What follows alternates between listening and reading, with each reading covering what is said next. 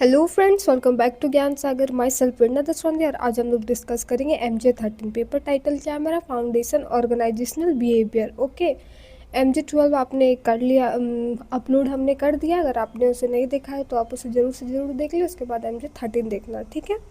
चलिए, तो हमारा पेपर टाइटल क्या है? Foundation of organisational behaviour.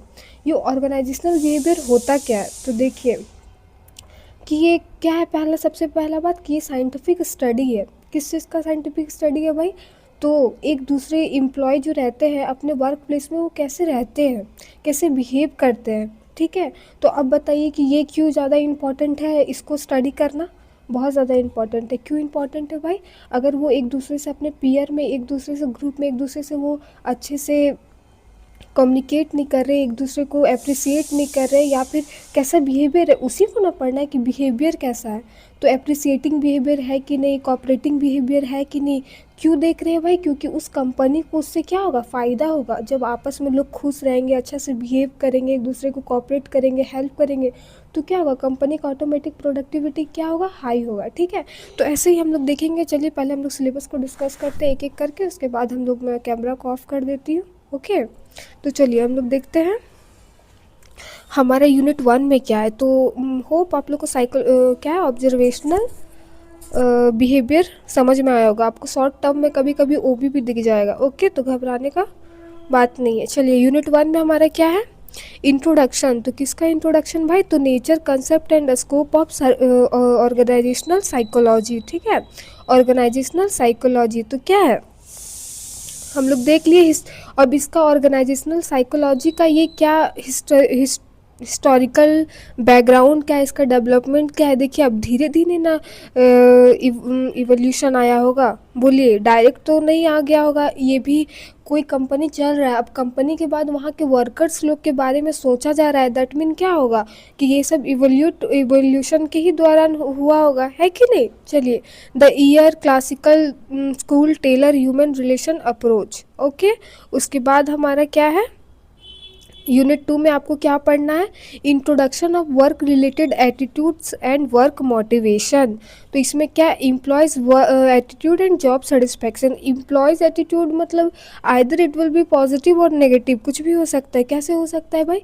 हमको घंटा फर्क नहीं पड़ता है कि मेरा कंपनी हाई जा रहा है कि नहीं जा रहा है, हमको अपना सैलरी से मतलब। कोई कोई ये सोचेगा, कोई कोई सोचेगा नहीं भाई, हम कंपनी में काम कर रहे हैं तो अपना 100% देंगे, अपना ये लेंगे, प्रमोशन लेंगे, जो भी लेंगे, कंपनी का फ़ायदा देखेंगे, प्रोडक्टिविटी देखेंगे। तो ये हो सकता है ना। दो तरह के लोग हमेशा ही आपको मिल जाते हैं, कॉर्पोरेट जॉब वाले, है कि नहीं।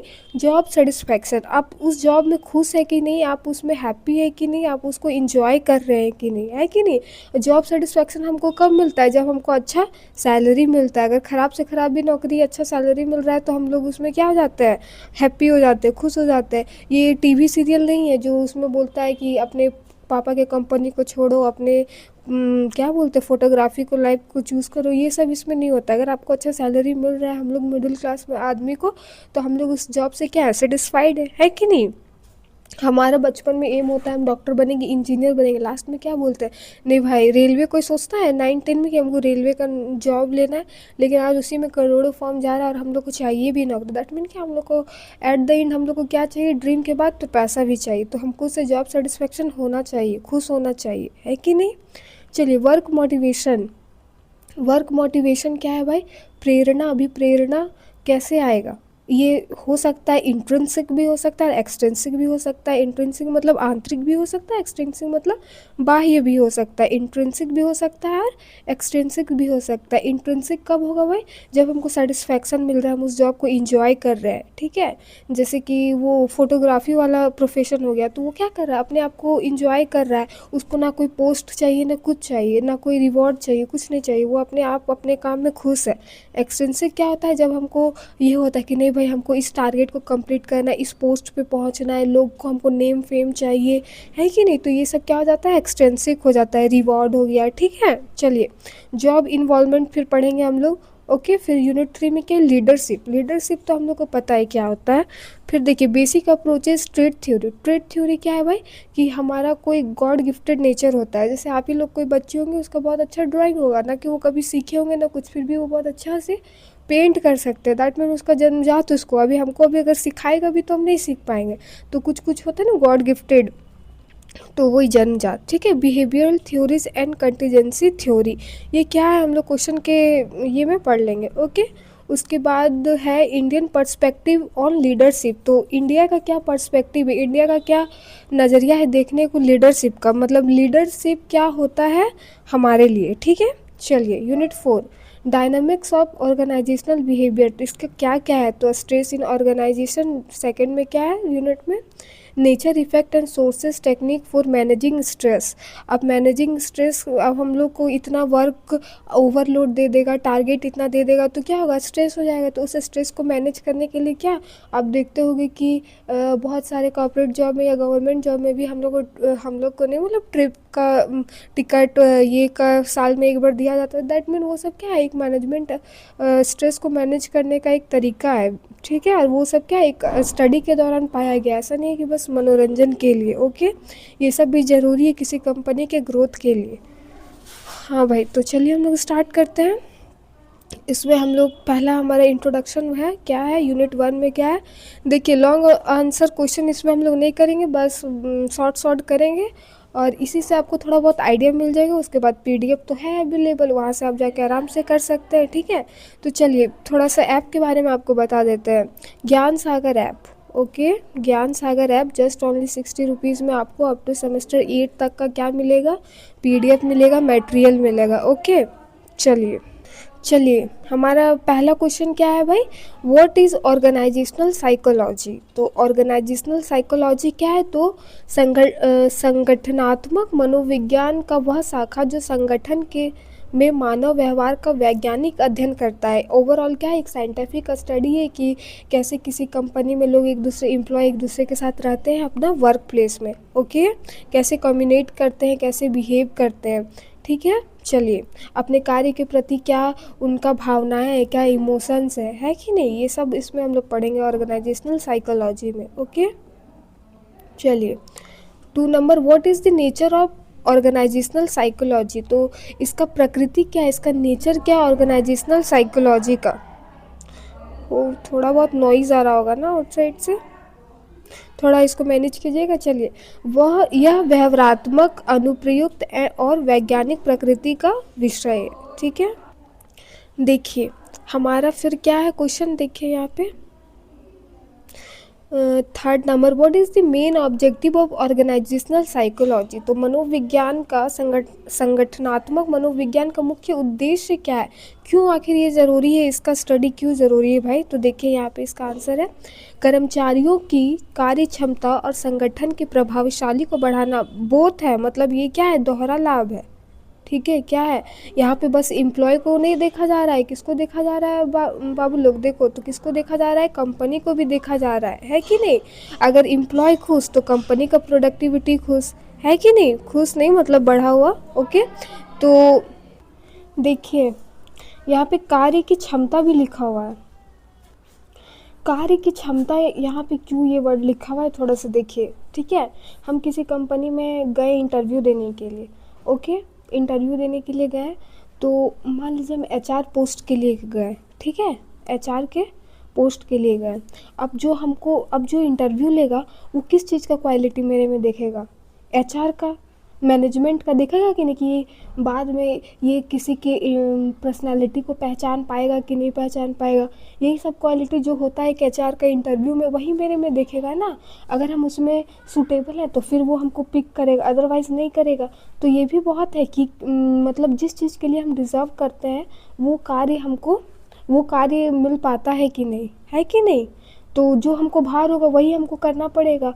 तो इंटरव्यूअर इंटरव्यू क्यों लेता है, वही सब क्वालिटी को देखने के लिए कि हाँ भाई ये इस काम के लिए एकदम परफेक्ट है, इसको हम ये एचआर का पोस्ट देंगे, उसको मैनेजमेंट का देंगे, उसको कैंटीन का देंगे। तो मतलब ये सब के लिए इससे पता चल जाता है ना कि ये इस काम के लिए फिट है। हाँ, अब एचआर वाला को कैंटीन में भेज देगा तो ये फिर अच्छा नहीं होगा कंपनी के लिए, बस उसको क्या होगा, उसको पे किया जाएगा लेकिन ग्रोथ नहीं होगा उस फील्ड में जहाँ पे उसको नॉलेज था एचआर में, अब वो वहाँ कैंटीन में जाके वो क्या करेगा।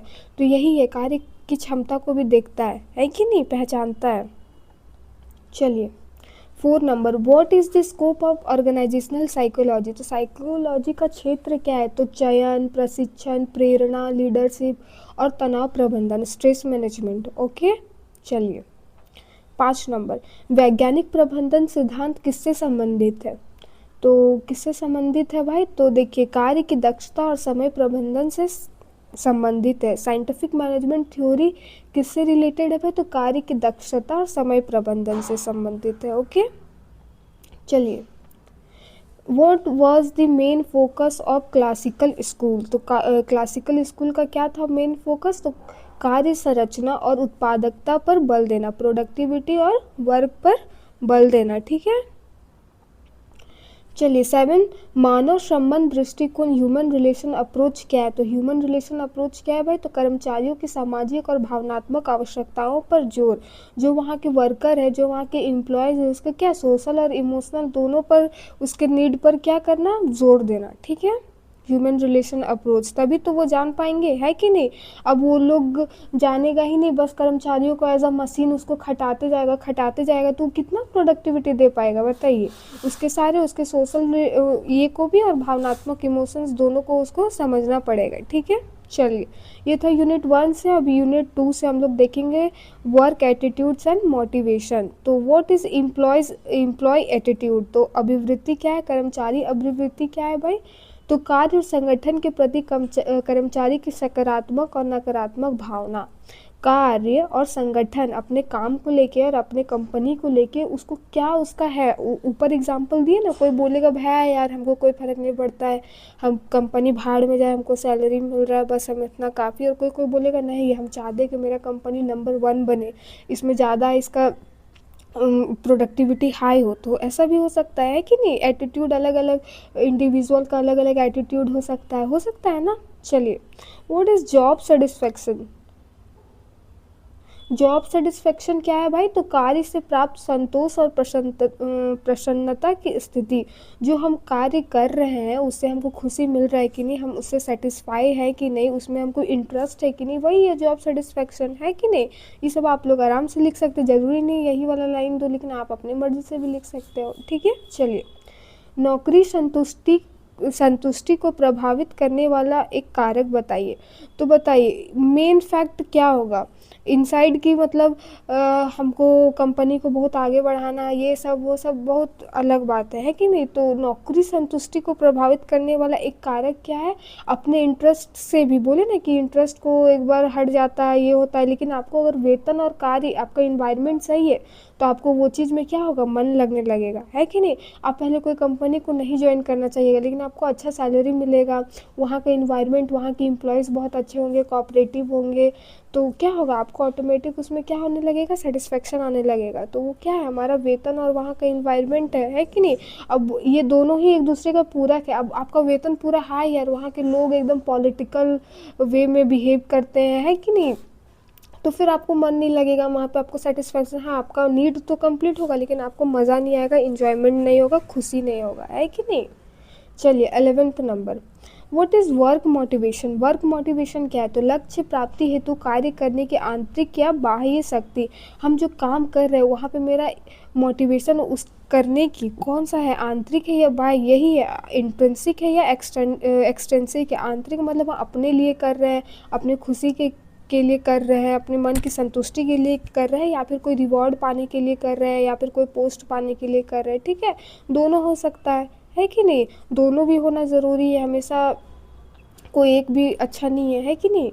व्हाट इज़ इंट्रिंसिक मोटिवेशन, तो देखिए कार्य से मिलने वाले आत्मसंतोष से उत्पन्न प्रेरणा, जो हमको आत्मसंतोष हो जाए कि हाँ भाई आई एम हैप्पी नाउ, तो वो है। ठीक है, और एक्सटेंसिंग क्या हो जाएगा, तो पुरस्कार मिलेगा आपको, वेतन मिलेगा, कोई पोस्ट मिलेगा, ठीक है, उससे जो मिलता है प्रेरणा। ओके, और मेरा भी नाम क्या है, प्रेरणा। चलिए 14 में क्या, व्हाट इज़ जॉब इन्वॉल्वमेंट। तो जॉब इन्वॉल्वमेंट क्या है भाई, तो कार्य में मानसिक और भावनात्मक संलग्नता। ओके, संलग्नता। ओके, कार्य में मानसिक और भावनात्मक संलग्नता। ओके, चलिए 15 नंबर, उच्च जॉब इन्वॉल्वमेंट का परिणाम क्या आता है? What is the result of high job involvement? तो क्या होगा? बेहतर प्रदर्शन और संगठन के प्रति प्रतिबद्धता। क्या होगा? बेहतर प्रदर्शन और संगठन के प्रति प्रतिबद्धता। What is leadership? देखिए लीडरशिप क्या है? दूसरों को लक्ष्य की ओर प्रभावित करने की क्षमता। ठीक है, लीडरशिप क्वालिटी क्या होता है? जब हम दूसरों को लक्ष्य की ओर प्रभावित करने की क्षमता। देखिए कोई एक लीडर है, ठीक है, अभी वो मान लीजिए लीडर नहीं, कोई एक ऐसा नॉर्मल लड़का है आपका क्लास का, अभी स्कॉलरशिप का समस्या है, वो बोलेगा नहीं भाई चलो हम लोग स्कॉलरशिप के लिए हम लोग क्या करेंगे, मोर्चा निकालेंगे, ये करेंगे वो करेंगे, है कि नहीं? तो वो ऑटोमेटिक वो आपका लीडर बन जाएगा उस टाइम। तो वही होता है लीडरशिप। आपको वो क्या कर दिया, आप लक्ष्य, अब मान लीजिए वहाँ पे आपका मोर्चा ये करना, वो आपका मन में लक्ष्य बना दिया कि नहीं ये हमको करना होगा और वहाँ का स्कॉलरशिप हमको अपने मिल जाएगा ऐसे करने से। तो एक लक्ष्य हो गया, सेट हो गया। तो वही है, दूसरों को जागृत कर देता है, अवेयरनेस फैला देता है, वही क्या होता है? लीडरशिप होता है।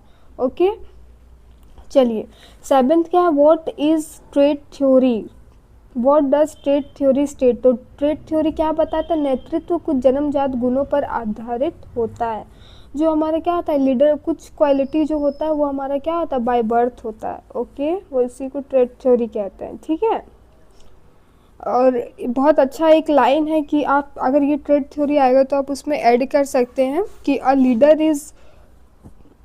लीडर क्वालिटी इज इनहेरिएंट, ऐसे करके कुछ लिखा हुआ होता है बाय बर्थ, ऐसे करके बहुत अच्छा है। लीडर्स आर नॉट मेकिंग, ऐसे करके कुछ था, बहुत अच्छा था। तो आप उसको थोड़ा सा देख के आप लिख सकते हो। ठीक है, व्हाट डज बिहेवियरल थ्योरी इम्फाइजेस? तो क्या है? नेता के व्यवहार और कार्यशैली पर। तो व्यवहारात्मक सिद्धांत किस पर जोर देता है? किस पर जोर देता है भाई? तो नेता के व्यवहार, मतलब लीडर के बिहेवियर और उसके कार्यशैली पे। ठीक है, 19 व्हाट इज कंटीजेंसी थ्योरी? तो कंटीजेंसी थ्योरी क्या है भाई? नेतृत्व की सफलता परिस्थिति पर निर्भर करती है। नेतृत्व की सफलता परिस्थिति पर निर्भर करती है। अब हमेशा नहीं है कि क्या है कि हमेशा भाई आपका वातावरण भी, परिस्थिति भी, सिचुएशन भी आपकी क्या रहेगा, आपके फेवर में रहेगा, तभी आप उसमें आप क्या कर सकते हो, सफलता पा सकते हो, है कि नहीं? मतलब परिस्थिति आपका अनुकूल रहना चाहिए तभी हो पाएगा। तो वही बोला जा रहा है। ठीक है, mention one feature of Indian leadership. तो इंडियन लीडरशिप का एक बताइए। तो नैतिकता और मूल्य आधारित दृष्टिकोण। क्या है? नैतिकता और मूल्य आधारित दृष्टिकोण। Dynamic of organisational behaviour. तो यूनिट 4 से है क्वेश्चन। चलिए, व्हाट इज ऑर्गेनाइजेशनल स्ट्रेस? तो ऑर्गेनाइजेशनल स्ट्रेस क्या होता है भाई? तो कार्य दबाव से उत्पन्न मानसिक और शारीरिक तनाव। अब उसको आप दे दिए दिन में 10 वो 50 वो टारगेट पूरा करने के लिए, तो उसके लिए क्या लोड, क्या ये ओवरलोड हो जाएगा, है कि नहीं? ओवरलोड हो जाएगा। तो उससे क्या होगा? कार्य के लिए उसको प्रेशर बन जाएगा। बोलिएगा कि तुम्हारा कल ये काम होना चाहिए, तो उसके मन में क्या आ जाएगा? प्रेशर बन जाएगा, स्ट्रेस बन जाएगा, है कि नहीं? अब वो मेंटली इल रहेगा तो कुछ दिन बाद क्या होगा? फिजिकली इल भी हो जाएगा, है कि नहीं? अगर मेंटली इल है तो क्या है? फिजिकली इल भी हो जाएगा, होगा कि नहीं? चलिए 22 नंबर, इसीलिए ओवरलोड और प्रेशराइज्ड नहीं करना है वर्क को, उसके खुशी को भी देखना है, उसके एबिलिटी को भी देखना है, उसके कैपेबिलिटी को देखना है। ठीक है, mention one source of stress. तो सोर्स मतलब कैसे स्ट्रेस उत्पन्न हो सकता है एम्प्लॉयज़ में? तो कार्यभार की अधिकता। आप उसको ज़्यादा दे दोगे काम तो ऑटोमेटिक हो जाएगा। हम लोग को ज़्यादा होमवर्क मिल जाता है तो हम लोग मरने लगते हैं, ज़्यादा असाइनमेंट मिल जाता है तो, है कि नहीं? चलिए 23 तनाव का एक प्रभाव बताइए। तो क्या इफेक्ट हो सकता है? तो कार्य प्रदर्शनी में कमी। ठीक है, आप उसको 2 दिन 3 दिन उसको करवा सकते हैं काम प्रेशर देके, उसके बाद वो धीरे धीरे क्या हो जाएगा, वो नहीं करने लगेगा, बोले भाई यार जो होगा देखा जाएगा। वो धीरे धीरे आपका क्या हो जाएगा? प्रोडक्टिविटी को कम करने लगेगा, है कि नहीं? कुछ दिन तो वो डर के मारे कर देगा, लेकिन वो फिर मेंटली इल रहेगा, फिजिकली 10 दिन छुट्टी लेगा। मान लीजिए जिस पे कोई बड़ा पोस्ट है, वो कोई अच्छा वर्क करता है वहाँ पे, तो क्या करेगा? एक एक आदमी से होता है ना, कंपनी पे प्रभाव पड़ता है, तो वही हो जाएगा, है कि नहीं? चलिए, व्हाट इज स्ट्रेस मैनेजमेंट? तनाव को नियंत्रित करने की प्रक्रिया क्या है? इसका आंसर नहीं दिया हुआ है तो क्या हो सकता है यहाँ पे? हाँ है मेडिटेशन। ठीक है, मेडिटेशन करेंगे, ध्यान योग करेंगे, उसको ट्रिप के लिए वो भेज देंगे मनाली, तो ऑटोमेटिक ठीक हो जाएगा, है कि नहीं? चलिए अब हमारे कुछ 5 नंबर के क्वेश्चन है, इसको थोड़ा बहुत देखेंगे हम लोग, उसके बाद क्या करेंगे। देखिए हम लोग को थोड़ा बहुत आइडिया मिल गया है, 1 नंबर और 1 लाइन से तो आप पूरा 15 नंबर का क्वेश्चन नहीं कर सकते, लेकिन आपको एक आइडिया मिल गया है, तो अब आपको ये समझ में आ जाएगा, ठीक है, अगर आप पीडीएफ को पढ़िएगा तो चलिए इसको हम लोग देखते हैं, ठीक है। पहला क्वेश्चन क्या है, संगठनात्मक मनोविज्ञान की अवधारणा, प्रकृति एवं क्षेत्र का विस्तार से वर्णन कीजिए। Explain in detail the concept of nature and scope of organisational psychology. तो क्या है भाई, तो हम लोग पढ़ लिए ऊपर कि इसका कंसेप्ट क्या है, ये एक स्टडी है, इसका नेचर इसका क्या है, तो वो अभी पढ़े थे ना वहाँ पे व्यवहारात्मक, तो और स्कोप क्या है, तो ये सब आप कर लीजिएगा, ठीक है। इसमें क्या करता है, दोनों वर्कर्स को भी देख रहा है और अपने कंपनी को। ये तो पहला लिखिएगा कि दोहरा लाभ है, इससे हम लोग को क्या मिला है, दोहरा लाभ मिला इस ये से, ठीक है, टेक्निक से। चलिए, शास्त्रीय विद्यालय क्लासिकल स्कूल के सिद्धांतों की विस्तार से व्याख्या कीजिए। Explain the principle of classical school of organisation in details.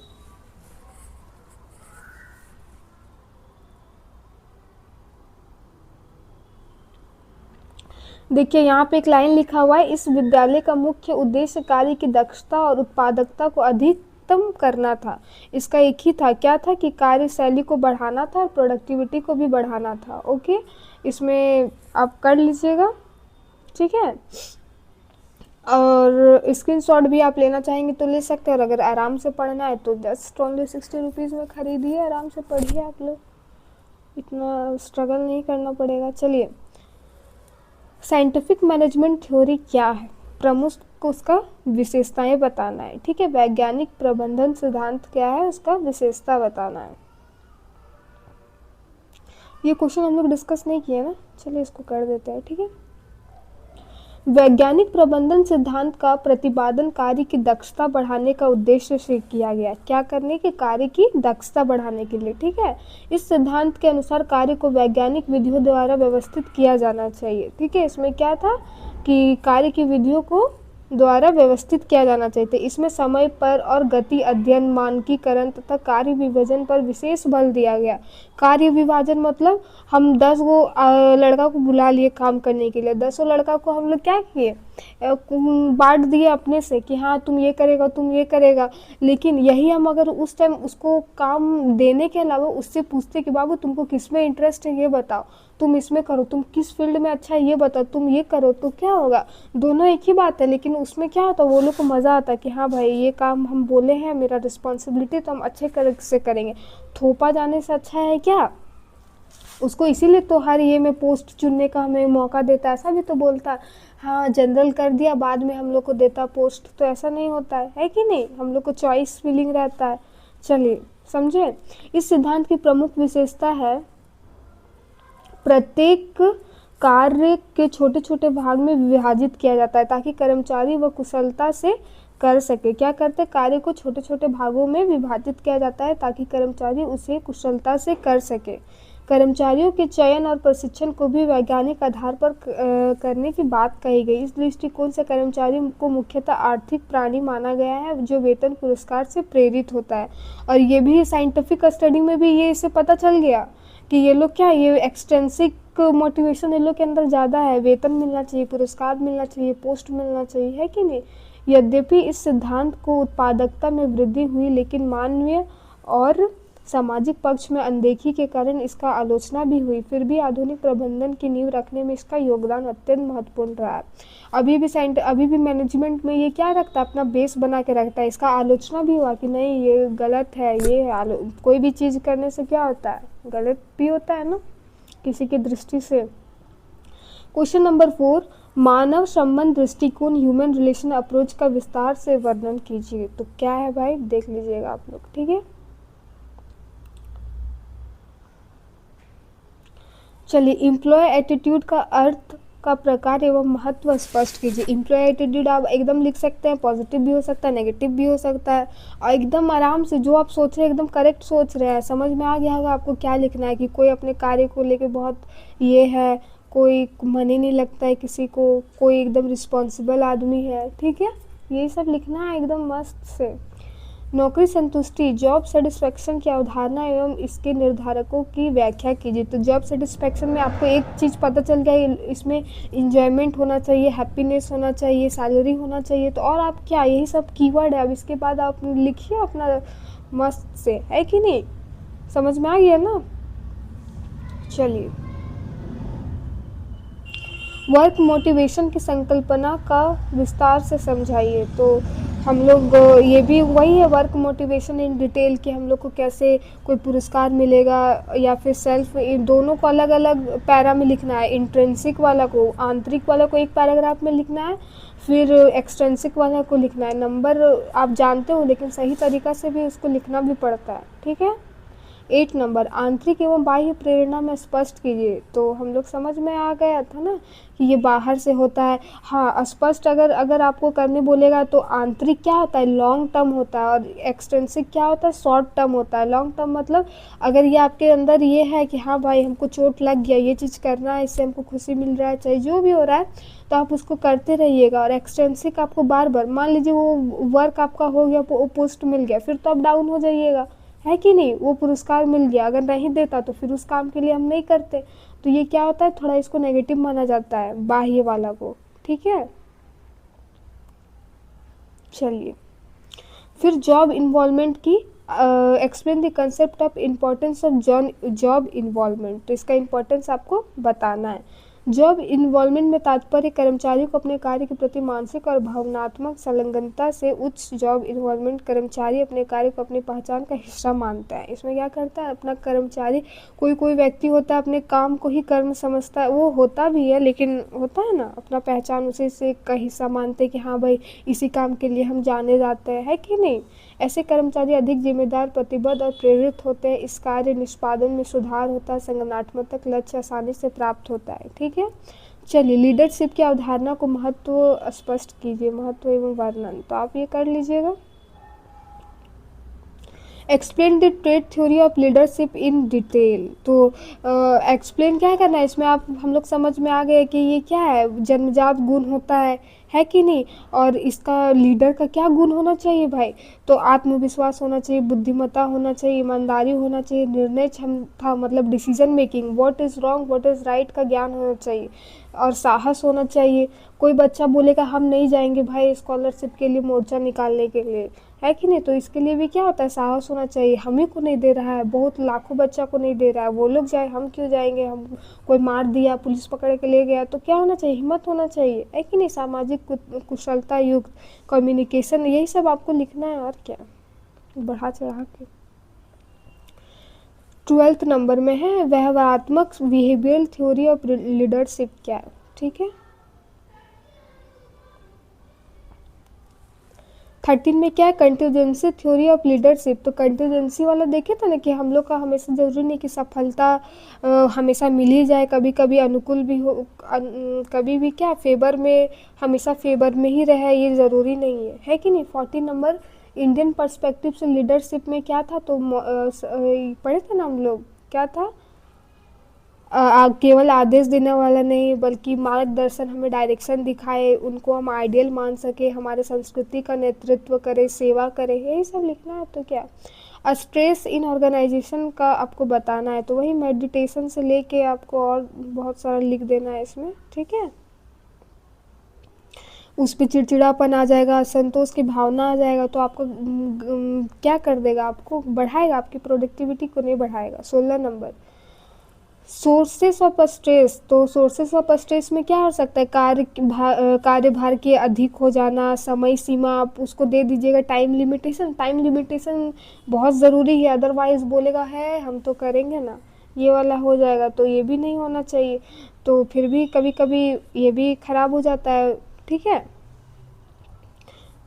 चलिए, उसके बाद इफ़ेक्ट ऑफ स्ट्रेस। इफ़ेक्ट जब ज़्यादा मतलब दिमाग ख़राब होने लगेगा तो हम क्या होंगे, मेंटली हो जाएंगे डिस्टर्ब, मेंटली डिस्टर्ब नहीं, इल हो जाएंगे, फिर फिज़िकली भी हो जाएंगे, फिर दोनों में से कुछ नहीं करेंगे, घर में रेस्ट लेके लीव रह के आराम से मूवी देखेंगे, है कि नहीं। 18 नंबर, स्ट्रेस मैनेजमेंट की अवधारणा को विस्तार से समझाइए। ये क्वेश्चन रिपीट हुआ है, okay. Describe the techniques of stress management in organisation. तो देखिए क्या है यहाँ पे, व्यक्तिगत स्तर पर योग, ध्यान, व्यायाम, समय प्रबंधन अत्यंत प्रभावी होते हैं। ओके, फ्लेक्सिबल टाइम होना चाहिए, यही सब लिखना है आपको। स्ट्रेस मैनेजमेंट कैसा हो सकता है, उसको फ्लेक्सिबल टाइम दीजिए, अगर उसको ज़्यादा इम्पोर्टेंट है तो छुट्टी दीजिए, यही सब लिख देना है। ठीक है। संगठनात्मक व्यवहार में नेतृत्व, प्रेरणा एवं तनाव, आपसी संबंध स्पष्ट कीजिए। आप जब ये सब मिल जाएंगे तो क्या होंगे, नेतृत्व से लीडरशिप होना क्वालिटी बहुत ज़रूरी है, प्रेरणा भी होना चाहिए, है कि नहीं, चाहे वो बाह्य हो चाहे आंतरिक हो, तनाव क्या है ये सब में आपको स्पष्ट बताना है, सबको मिला जुला के लिख दीजिएगा, इतना तो आप तेज हो ही गए होंगे। चलिए अब ये लॉन्ग में आता है। ओके, चलिए संगठनात्मक मनोविज्ञान की अवधारणा, प्रकृति, क्षेत्र एवं महत्व की विस्तार से वर्णन कीजिए। 2 शास्त्र, विद्यालय एवं मानव संबंध दृष्टिकोण का तुलनात्मक अध्ययन कीजिए, कंपेयर करना है। ठीक है, क्वेश्चन लिख लीजिएगा और उसको स्क्रीनशॉट ले लीजिएगा, बोलिएगा जल्दी जल्दी पार कर रहे हैं तो आप स्लो भी कर सकते हैं, आपके पास निंजा टेक्निक है स्लो करने का। ठीक है। कर्मचारी अभिवृत्ति एवं नौकरी संतुष्टि का संगठनात्मक प्रभाव में संदर्भ में विश्लेषण कीजिए। कार्य प्रेरणा की अवधारणा, प्रकार एवं संगठन में इसके महत्व का विस्तार से वर्णन कीजिए। बहुत ये है, ये ज़्यादा टफ पेपर नहीं है, आराम से आप लोग लिख सकते हैं एकदम बढ़िया से। नेतृत्व की प्रमुख सिद्धांताओं, ट्रेड बिहेवियर एवं कंटिजेंसी की समालोचनात्मक व्याख्या कीजिए। ठीक है। जॉब इन्वॉल्वमेंट की अवधारणा, निर्धारक एवं संगठन में इसके प्रभावों का विस्तार से वर्णन कीजिए। 7, नेतृत्व की अवधारणा स्पष्ट करते हुए संगठन में नेतृत्व के महत्व पर विस्तार से चर्चा कीजिए। 8 नंबर, भारतीय परिप्रेक्ष्य एवं नेतृत्व की विशेषताओं एवं आधुनिक संगठनों में इसकी प्रासंगिक पर प्रकाश डालिए। 9 नंबर, संगठन में तनाव की प्रकृति, स्रोत एवं कर्मचारियों पर इसके प्रभाव का विस्तार से वर्णन कीजिए। सेम क्वेश्चन है बेटा, लेकिन उसी को क्या किया है, घुमा फिरा के कर रहा है। आप लोग तेज हो गए होंगे आफ्टर दिस वीडियो थोड़ा बहुत। ठीक है।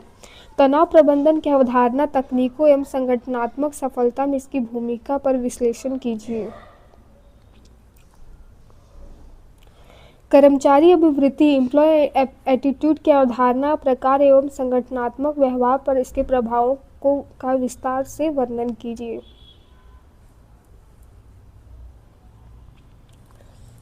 Discuss the concept of determinants of role of job satisfaction in organisation in detail. Work motivation के सिद्धांतों का संगठनात्मक व्यवहार के संदर्भ में विश्लेषण कीजिए। ऑर्गेनाइजेशनल स्ट्रेस की संकल्पना एवं इसके प्रबंधन की आवश्यकता पर विस्तार से चर्चा कीजिए।